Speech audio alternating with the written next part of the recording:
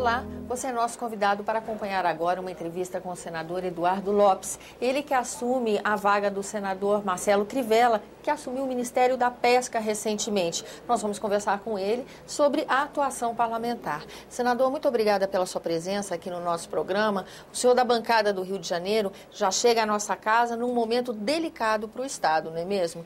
A questão dos royalties, que é um assunto que vem polemizando desde 2010, ocupou o plenário dessa casa ao longo do segundo semestre do ano passado, ainda é uma situação não resolvida. O senhor acha que para a bancada do Rio de Janeiro esse é o grande desafio? Sem dúvidas, é um grande desafio. Você colocou bem, desde 2010, né? Uhum. Inclusive, em 2010, na ocasião, eu fui voto vencido na Câmara dos Deputados. Eu participei da primeira votação ainda na chamada emenda IBSER, né? Isso. E nós fomos derrotados lá, depois veio para o Senado, e depois alterações, e agora estamos com um projeto aí que está se discutindo. E é um momento realmente delicado para o Rio de Janeiro. Inclusive, eu falava recentemente com o prefeito da nossa cidade de Macaé, grande produtora de petróleo, e o estado do Rio de Janeiro é o maior produtor de petróleo do país. E eu conversava com o prefeito e ele manifestou a sua preocupação, porque nós temos hoje o município como produtor, hoje ele tem 26,25% dos royalties. Se aprovado o projeto da maneira que ele está hoje, de imediato cai para 17%. E a partir de 2020, no pré-sal, cai para 4%. Imagina você perder uma receita dessa maneira. É claro que pode-se dizer o seguinte, mas o pré-sal é uma riqueza muito grande. 4% da riqueza do pré-sal é muito mais do que 17% do montante de hoje. Muito bem, podemos pensar por esse lado, mas podemos pensar numa divisão mais justa. Não estamos falando, eu tenho afirmado muito isso, e até como deputado e agora como senador, eu sempre afirmei isso, e mesmo quando não estava exercendo o mandato, estava como suplente, no Rio de Janeiro eu fiz palestras falando sobre isso. Então, nossa questão não é não querer dividir, como às vezes a gente ouve, de maneira até pejorativa, negativa, dizendo que o Rio quer ficar com tudo, o Rio quer tudo para si. Não, a verdade não é essa. Nós podemos debater e estudar uma divisão mais justa. Nas suas palestras, o senhor idealiza mais ou menos o que seria uma solução para esse impasse? Eu apresento o fato, o que foi votado, o que está sendo votado e como vai ficar a situação.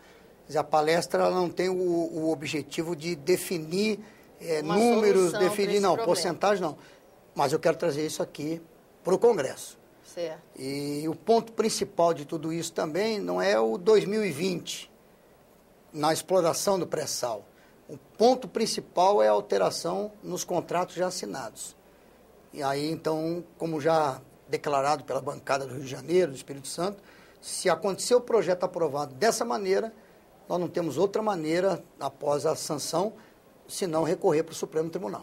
Senador, o senhor acredita outros fatos também vêm ocupando os parlamentares, preocupando os parlamentares? Nós tivemos recentemente aqui no Congresso Nacional a visita de governadores de estado, alertando para a necessidade de uma reestruturação das finanças, porque estados e municípios não podem mais continuar trocando investimento em política pública por pagamento de dívida com a União.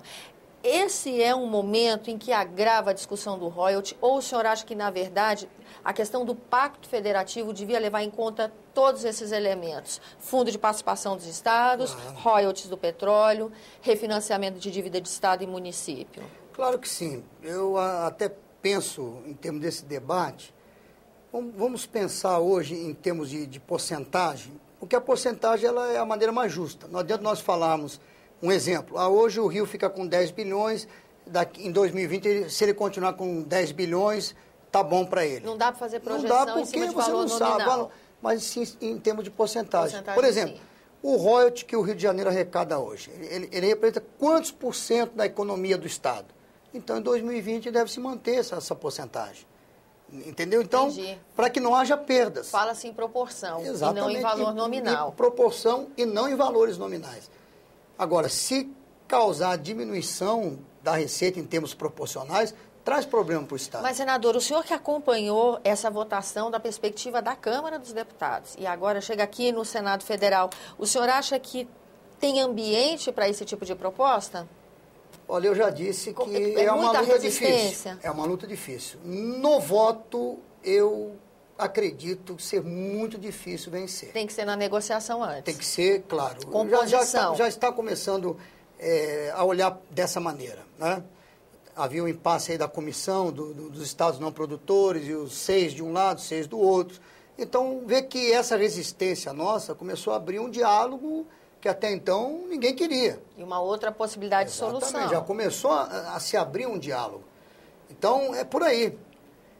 E no voto, como eu disse, eu acho muito difícil. Porque somando o Rio de Janeiro e somando Espírito Santo, não podemos somar São Paulo. São Paulo, na votação de deputados, que é o que eu tenho mais em mente, os votos de São Paulo, contados no total, são muito poucos. Se contarmos 70 deputados de São Paulo, 46 do Rio de Janeiro, com 10 do Espírito Santo, os maiores interessados nessa questão do pré-sal, nós teríamos 126 votos contra o restante dos 513. Para as outras já bancadas. não daria. Mas se puxarmos a votação da Câmara, eu acredito que não chegou nem a 100 votos. Então, o Rio de Janeiro foi um voto, apenas uma perda de um voto, justificado depois, segundo o próprio parlamentar, um erro, uma falha. O Espírito Santo 100%, São Paulo. Então, não é isso no que vai voto fazer a é diferença. Muito difícil. Porque se nós unirmos força, vamos imaginar que os 126 votem, os 70 de São Paulo, os 46 do Rio e os 10 do Espírito Santo. Quantos do outro lado, dos não produtores, passariam para o lado de cá para votar a favor? Não teria apelo, né, senador? Não tem apelo, até porque na base de cada um é um assunto que cada um, como diz o ditado, cada um vai puxar para si. Mesmo porque eu defendendo o Rio é bom para mim politicamente. Claro. Ele defendendo o estado de não produtor é bom para ele politicamente. E mesmo porque a administração dos entes federativos, estados e municípios está realmente comprometida, essa administração, né? E a possibilidade de um recurso a mais tem um apelo muito grande, né, senador? Assim como eles querem um recurso a mais, o Rio não quer perder. O Rio não quer um recurso a menos. Eles querem a mais, mas o Rio também não quer perder. Senador, esse é um assunto que com certeza consome a sua energia, mas a sua atuação aqui não vai se restringir apenas a royalties. Claro que não. Eu vou, como eu disse já em entrevistas, também vamos dar sequência aos projetos, vamos conhecer de perto os projetos que o senador Marcelo Crivella já tem aqui na casa. Eu vou ver em que tramitação se encontram, que comissão, vou defendê-los. Se eu considerar que são projetos que estão dentro do meu pensamento, vai dar continuidade, eu vou dar continuidade, vou defendê-los, sem dúvida, vou trabalhar para aprová-los, porque eu quero dar sequência ao trabalho dele. Certamente aprovado.